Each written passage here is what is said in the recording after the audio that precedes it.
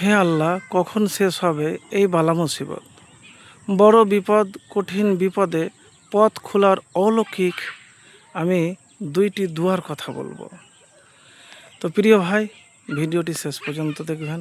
আরেকটি কথা বলবো যে যখন বালা মুসিবত লেগে থাকে, একের পর এক অসুখ বিসুখ যন্ত্রণায় আছেন, তখন মানুষ কিন্তু পেরেশান হয়ে যায়। মানুষ কিন্তু হতাশা বা পেরেশান হয়ে যায়। তো আমি খুব সহজভাবে আজকে দুটি দুয়ার কথা বলবো। তো আমল করতে গেলে ভাই, সর্বপ্রথম মাথায় রাখতে হবে পূর্ণ বিশ্বাস, আর আপনাকে পবিত্র হতে হবে সব দিক থেকে। পবিত্র না হয়ে কিন্তু দোয়া কবুল হবে না।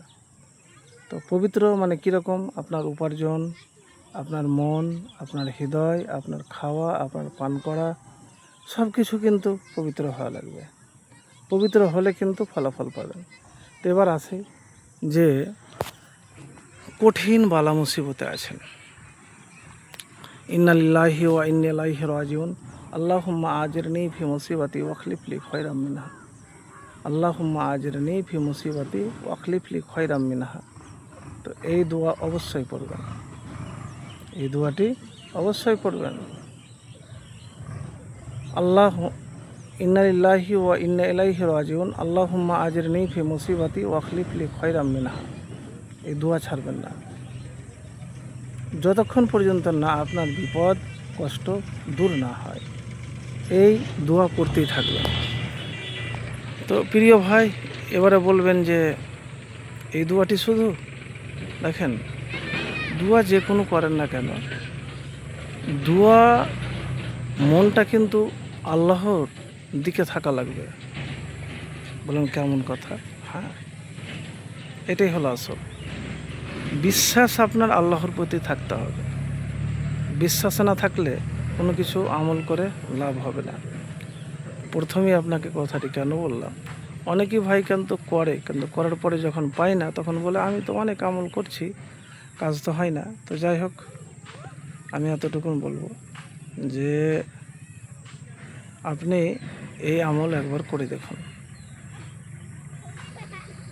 ইন্না লিল্লাহি ওয়া ইন্না ইলাইহি রাজিউন, আল্লাহুম্মা আজিরনি ফি মুসিবাতি ওয়াখলিফ লি খায়রাম মিনহা।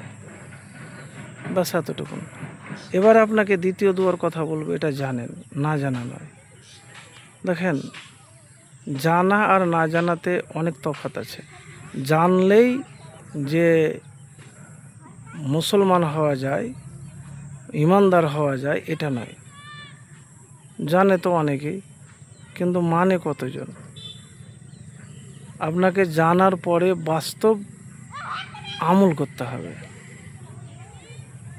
আমানু, তারপরে ও আমেলুস সলিহাত, ইমান আনলেন, তারপরে আপনাকে সৎকর্ম করতে হবে। তো জানলেই হবে না, আপনাকে পালন মান্যতা দিতে হবে, বাস্তব জীবনে ওটা ফুটিয়ে উঠাতে হবে। তো প্রিয় ভাই, লা ইলাহা ইল্লা আনতা সুবহানাকা ইন্নী কুনতু মিনাজ জালিমিন, এই দোয়াটি পড়বেন, এই দুইটি দোয়া।